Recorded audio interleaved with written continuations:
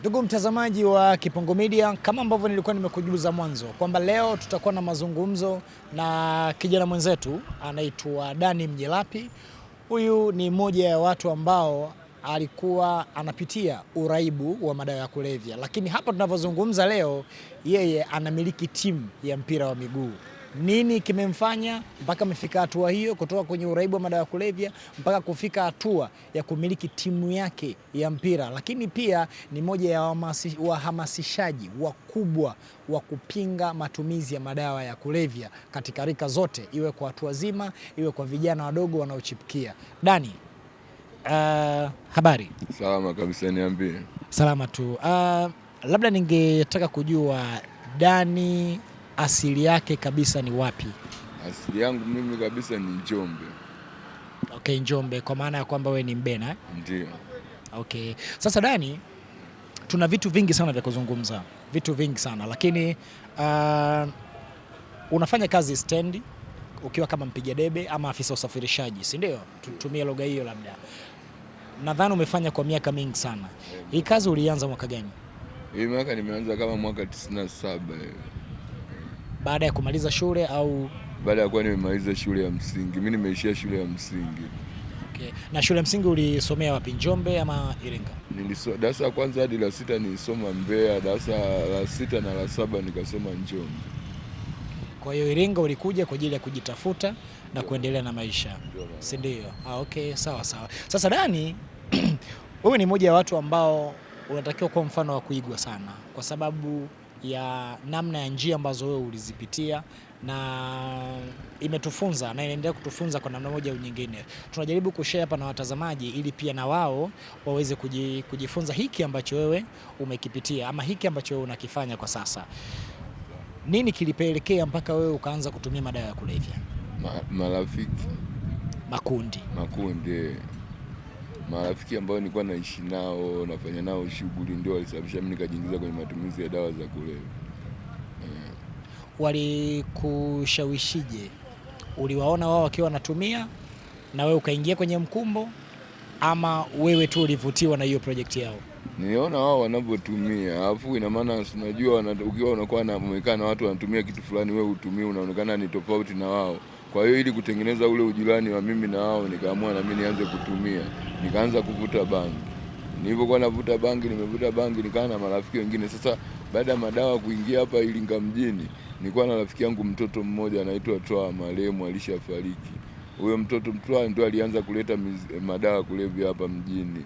Kwa hiyo alipoleta akasiku amenifuata akaniambia, nimetoka kuvuta bangi, akaniambia Danny, hizo bangi zinakuyeyusha tu, kuna madawa ya ukivuta unajisikia raha yani. Kipindi hiyo ameleta madawa hapa Iringa, ilikuwa keti anauza shilingi 500. Nikampa 2000 akaenda kununua. Alipoenda kununua akaja akatengeneza anavyojua yeye, nikavuta naye. Nikajisikia hali ya tofauti sana. Yaani kaona mwili unasweat, unatoa jasho nini. Kipindi hiyo nakatia gari za kwenda Iringa Songea. Kwa hiyo nikaenda, kipindi hiyo kuna machimbo Songea, kulikuwa watu wanasafirisha maji, nikaenda ofisini nikachukua kopo za maji nikajimwagia. Nilipojimwagia nikajisikia hali ya tofauti. Pale ikabidi nichukue usafiri niende zangu nyumbani kulala. Kwa hiyo baada ya hapo ndo ukaanza sasa kuwa Concord, ukaanza kuwa mwalimu sasa pia na wewe wa matumizi ya madawa ya kulevya. Sasa asubuhi kesho nimeamka najisikia hali yani, najisikia kwa vile gari nilikuwa nakatia, mimi wananijua ni mfanyakazi wao ambaye wananiamini. Kwa hiyo mimi niliondoka pale na hela za gari. Kwa hiyo kesho gari kaondoka kwenda Songea, ila asubuhi nilipoamka nikawa najisikia tofauti, na yule mtoto kwa vile ni mzoefu wa kutumia madawa ikabidi anifuate. Akasema Danny, vipi unajisikiaje? Nikamwambia mwanangu najisikia ovyo. Akaniambia hapa mtu kivuta tu unarudi kwenye hali yako. Kwa hiyo nikampa tena hela akaenda kununua. Kwa hiyo kutoka kipindi hicho nikawa naendelea kuvuta hadi nilipokuja kufanikiwa kuacha. Watu wengi wana story tofauti kwenye matumizi ya madawa ya kulevya, hasa labda bangi na hivyo vitu vingine ambavyo huwa vinatumika kwa ajili ya kuwaweka wao akili sawa wanavyosema. Wengi huwa wanazungumzia kwamba huwa wanakuwa na stress ndio huwa zinawapelekea kufanya hivi. Danny, ulianza kutumia madawa ya kulevya ukiwa na akili zako timamu kabisa, ama ulianza kuvuta kwa sababu ulikuwa tayari kuna stresses na msongo wa mawazo na kusumbua? Yaani mimi nilikuwa navuta tu bangi kawaida, ila sasa kipindi nikaja kushindana na mke wangu akatoroka na mtoto wangu nini, kwa hiyo nikawa na hali fulani. Kwa hiyo yule mtoto alivyoniambia, Dani, ukivuta hii hapa unakuwa una mawenge nini, unatulia fresh, ndio nikaanza kuvuta. Ila stress nilikuwa nazo, mke wangu alitoroka na mtoto, na kipindi kile hamna simu wala nini kusema mawasiliano, utampigia simu ujue yuko wapi. Kwa hiyo nikawa natafuta, nimezunguka mimi, nimemtafuta kama mwezi na nusu hivi, naenda Mbeya, Tunduma, Dar, Arusha, alafu nikaja kumkuta hivyo Ilula. Kwa hiyo yani ina maana na ile ilichangia mimi kuvuta sana madawa. Maana siku ya kwanza nilivuta, ina maana ningeachana nayo, ila nikawa naona nikivuta najisikia hali fulani, kwa hiyo nikaendelea kuvuta. Hebu tupe story sasa. Nini kilipelekea mpaka mke wako akaamua kutoroka na mtoto kutoka nyumbani kwenda sehemu nyingine? Mke wangu alisikia tu hizo story kwamba mimi nimeanza kuvuta madawa, ila mahitaji nini nilikuwa nampa. Ila sasa kuna rafiki zake ambao walikuwepo hawaishi na wanaume nini, hawajaolewa wenyewe. Kwa hiyo alikuwa anapenda yale maisha fulani. Anaweza kanitoka nyumbani naambia mimi nimpe hela, labda naenda saluni, nampa hela ya saluni. Akienda saluni sasa anaenda kushinda na marafiki wanaofanya kazi saluni. Hela nimempa ya kwenda saluni kusuka, ila tena nikienda nakuta yeye anawasaidia wenzie kusuka. Kwa hiyo sasa zile tabia mimi nilikuwa nagombana naye mara nyingi, ila sasa na yeye mwenyewe akawa anasema we madawa yako si nini. Kwa hiyo tulikuwa tunaendelea kuishi. Mimi siku nimesindikiza gari asubuhi, narudi kumbe yeye alikuwa ameshajipanga anataka kuondoka. Narudi nakuta nyumbani hamna kitu, yani amebeba kila kitu ameondoka. Ina maana si anajua mimi nasindikiza gari naenda hadi Mafinga, labda nitarudi saa 3. Kwa hiyo nilipokuja kurudi nakuta nyumbani hayupo na ameondoka na mtoto. Ndio hapo nikaanza kumtafuta, ila huku mimi naendelea kuvuta madawa. Sitaki ukishakuwa unavuta madawa huwezi kufanya shughuli yote, kufanya swala lolote bila kuvuta. Kwa hiyo tayari mimi nishakuwa muathirika, nikawa naendelea tu kuvuta ya madawa, ila namtafuta. Yani si unajua mimi kwa mamangu mtoto wa kiume peke yangu, afu na mjukuu wake mama kwa kipindi hicho alikuwa ndo huyo. Kwa hiyo kila anaagiza bwana na mtoto huyo aje au nije nimchukue, alafu mimi hapo najua tena mke wangu ametoroka, namwambia mama watakuja, alafu inabidi nisafiri niende kuwatafuta.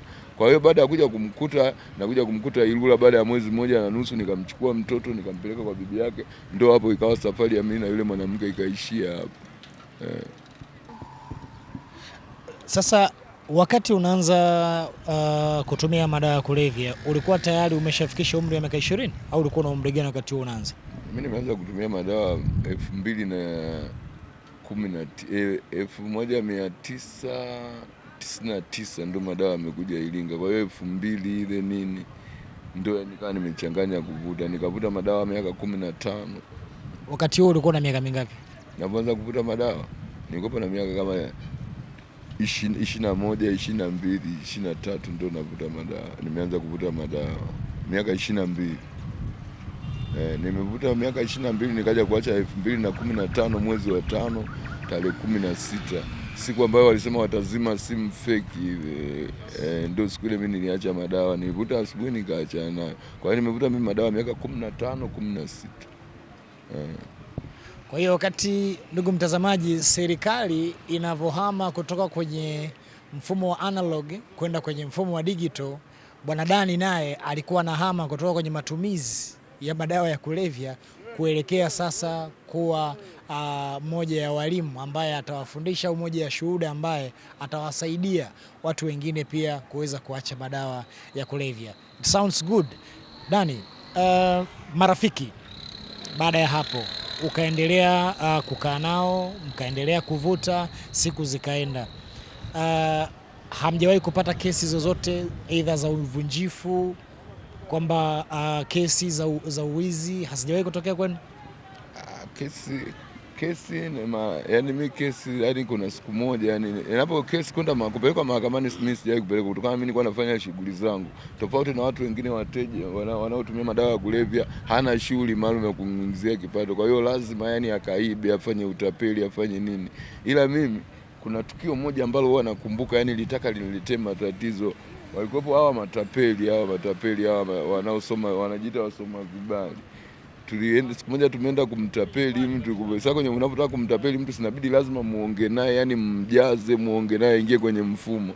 Yule mtu akawa tukamtapeli, tukafanikiwa kumtapeli kweli huyo dada. Tukachukua pochi yake fulani hivi, hizi pochi za kina dada za ndogo ndogo wanazibebeaga vitu nini. Tukachukua na 70,000 yake. Tukaachana naye tukaondoka. Sasa siku moja mimi kwenye shughuli zangu za kila siku natafuta abiria, yule mwanamke akaniona, akamwambia mume wake, bwana, walionitapeli yule pale alikuwa na watu walionitapeli. Yaani Mungu tu, na Mungu naye ana njia zake za kumuokoa mtu. Yule jamaa ambaye ni mume wake akamwambia, wewe mbona mimi namjua, nimekuja nimemkuta mjini, hizo sio shughuli zake.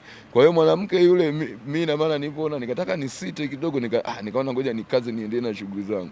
Kwa hiyo yule mwanamke yule akawa anang'ang'ania, mimi ananijua ndio tulimuibia, na kweli tulimuibia, ila mume wake anakataa. Sasa anasema huyo sio mwizi, mimi namjua, nimekuja mjini nimemkuta.